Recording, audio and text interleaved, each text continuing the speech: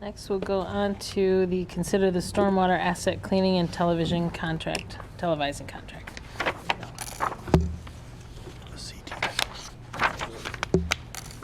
Right. All right, good evening.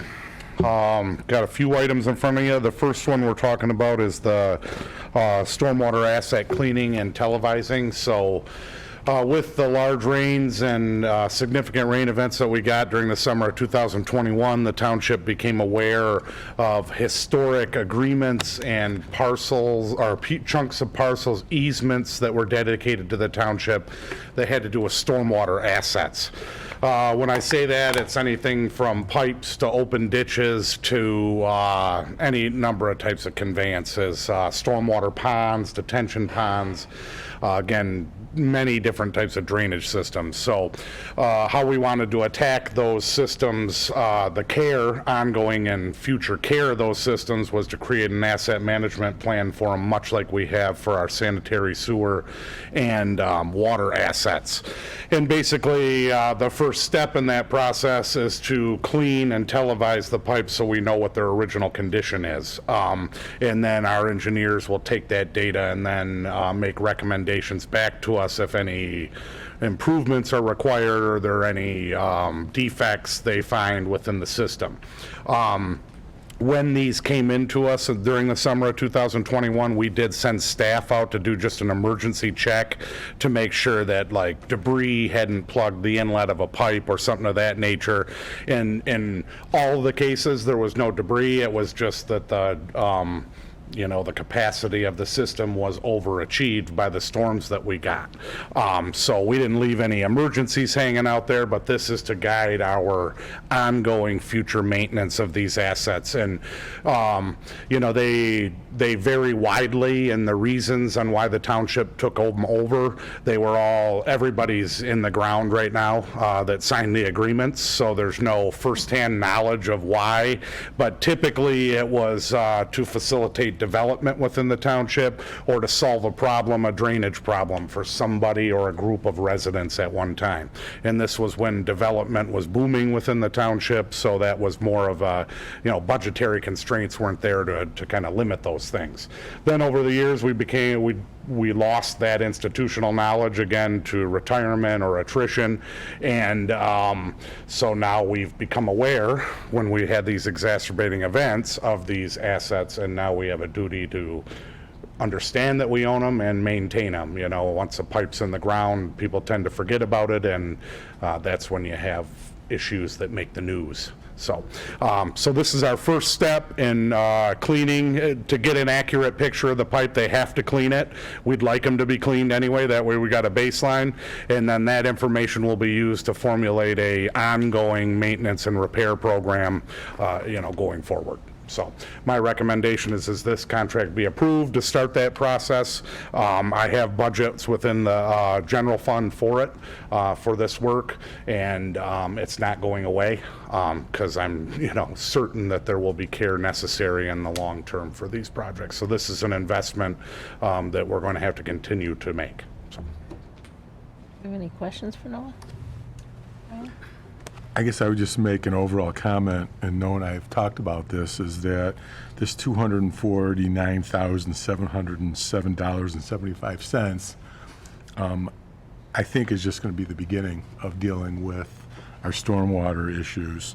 And I think last year was clearly an eye-opener and a learning experience in terms of things that, we do need to maintain and that we own. And clearly when they're cleaning, maybe that'll help some of the situation that occurred. Clearly when they're cameraing, I would imagine it's hard to believe that we're not going to find items, if not lots of items.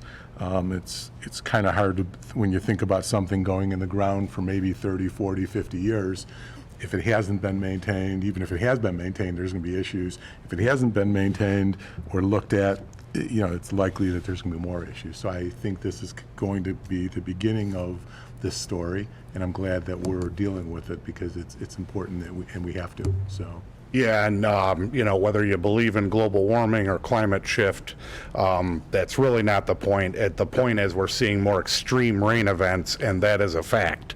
So, these systems must be cared for, and to eliminate the liability at the very least. Well, and I think along those lines, just the fact that we know that we own them now. Yep. It's giving us that opportunity, if nothing else. A So, lot of the laws for the sanitary sewer system are based on knowledge of the system and knowledge of defects, and once we become aware, we have a duty. And intrinsically, we feel as staff, we have a duty in these cases, Michael? Yeah, this is just to check infrastructure that belongs to the township. Correct. Okay, so if there's county infrastructure or private infrastructure, this would not include that. Correct. What percentage of our stormwater overall infrastructure is ours versus county and private? Minimal. These are about 50 sites, and there's thousands of sites within the township, then thousands of either private or county drainage systems. The lion's share of the drainage systems within the township are private systems. Even the county really only comes into play in very specific instances. So you said this is for roughly 500 sites? 50, This is for 50 sites? and there's thousands out there.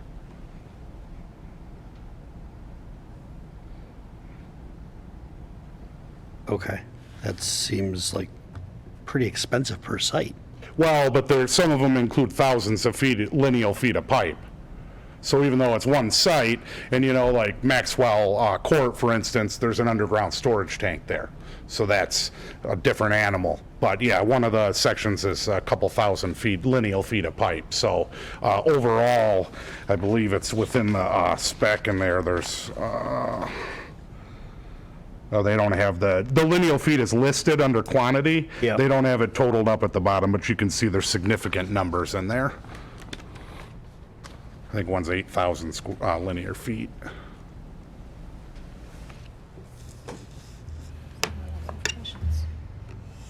And each one of these was a source of flooding last year. I mean, that's the way we became aware of them, was water entered a home.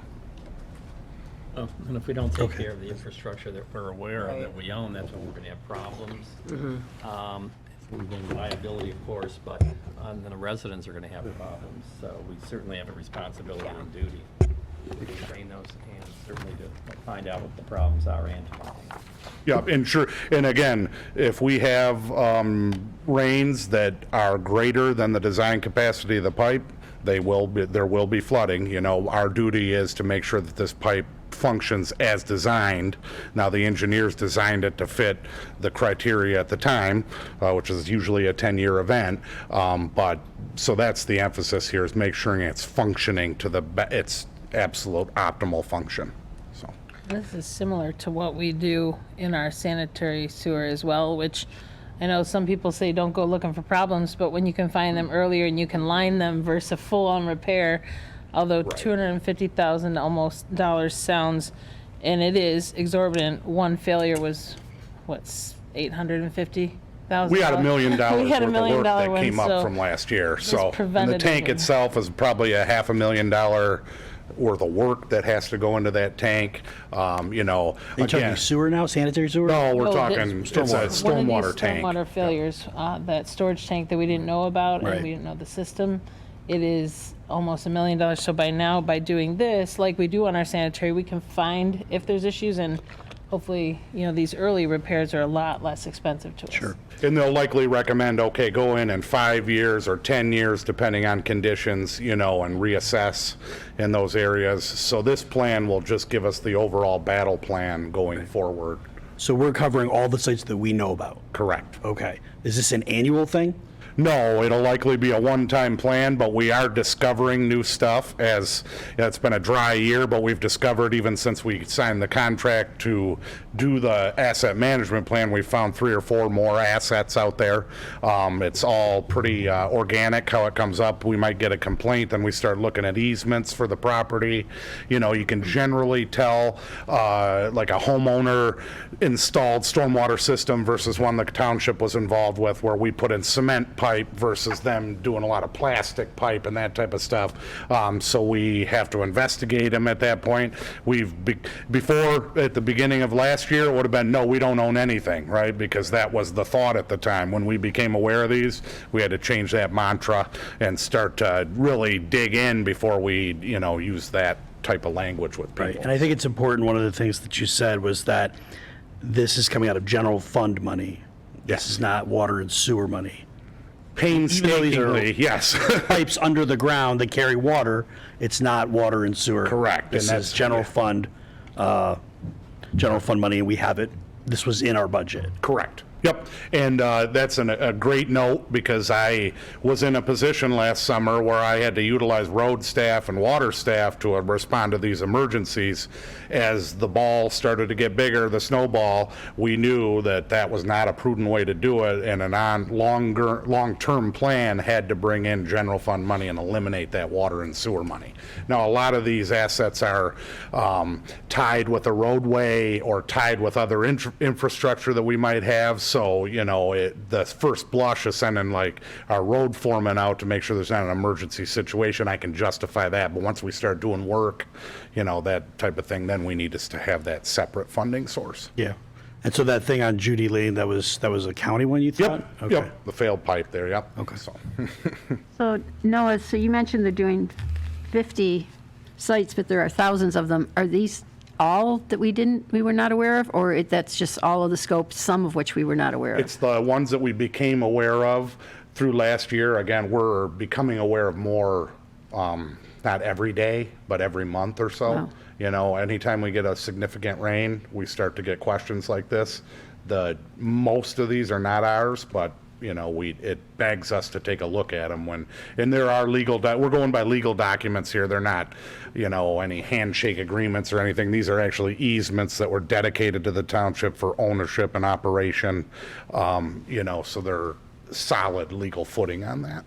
Well, and I think it's much better to be proactive than reactive, because unfortunately you may find some things that we need to address, but rather than wait till there's a failure and somebody gets flooded again, and then we have an emergency and a much higher cost, so. Yeah, and there's an expectation out there because a couple people, residences were flooded multiple times last year, and we didn't know. Mantra doesn't work when it's the second or third time, you know what I mean? And so you can only be unaware of stuff once, and then the liability grows after that, so. Can I sort of on that note, I want to briefly mention that, when these were coming up, Supervisor Walsh, came to me, and we, in the clerk's office, we helped on this a little bit with looking at board minutes. When the PUDs were approved or the plats were approved, the board approved the township assuming ownership and liability to maintain these systems. And so the documentary evidence is all there, as you mentioned. Many times it's right in the minutes. It's another recorded elements at the county as well. Right. So it is what it is, and we have an obligation to maintain it. Worst case scenario, obviously we don't, is that this number will pale in comparison to the potential home damage and disruption that the residents would see to the infrastructure that we actually own. Right. The other The issue, only other thing quickly I want to mention was that this is a unit price contract, Yes. right? So when the work actually starts, there's a possibility that the number of units that were estimated would change, and they need more, right? No, we are aware of the finite. We had our engineering firm prior to going out do a baseline survey. So it's not going to be like a water main project where we had to change something in the field. We're pretty much finite on the linear feet of pipe that are out there. Okay, We've so when already we had say eyes on it and measured. 249, we don't need in our motion to add the. Correct. 2% And I Okay. personally, since we are adding all the time these things on, if there's something we discover in the field, I'll put that on to next year. We made a conscious decision that we can't keep moving the goalposts on our engineers and just giving them one-offs every time we get them. So it's like once a year, we're going to update that. Then we'll know what kind of bite we're biting off for next year, and we'll come back with a separate contract. Excellent, thank you. Unless us. I mean, if there's an emergency, I'll come to you and tell you, here's how we're going to address the emergency with this company, but that would, that could happen at any time. So I would come back separately if there's some, Yeah, and there's a provision Real in purchasing emergency. policy for emergencies. oh, yeah, and, the yeah. supervisor. So you guys would So, hear about yep. that, I don't expect that, but Thank you. And these are, that I have reached out to Martin because he sees the hairs on the back of my neck whenever I find out it's a certain supervisor of the past. And it's always that it was just booming too fast and they weren't keeping up. They weren't as diligent in the record keeping maybe, or like you said, people leave. And it was, 50s, 60s, 70s here were quick growth. And we didn't have the same maybe vision of how big it would get. They didn't have the restrictions like you said, like we have now, but these are 50 and 60-year-old pipes. Right. If they haven't failed, thank goodness not as many have, but now that we know some are, we need to figure it out because it can't be in great shape without having any maintenance whatsoever. right. So this is very important. Yeah, I mean, I think it's beyond critical. I have come to believe that any, failure in government is really just attributed to a failure in planning. So I'm so thrilled that we are creating the Stormwater Asset Management Plan, and I really commend Supervisor Walsh and this administration, and of course you and your department for really spearheading this because, we'll hear from residents if it fails, and we definitely don't want it to fail, so. Right, I agree. We try to foster a proactive approach here, and that's from sanitary sewer to water main. I mean, we try to foster that through everything we do, so. Any more questions for Noah? I look for a motion. Make a motion to approve the contract as presented. Motion by trustee Shostak, Or, support by trustee Barnett. All in favor? Aye. All opposed? That does pass. Thank you.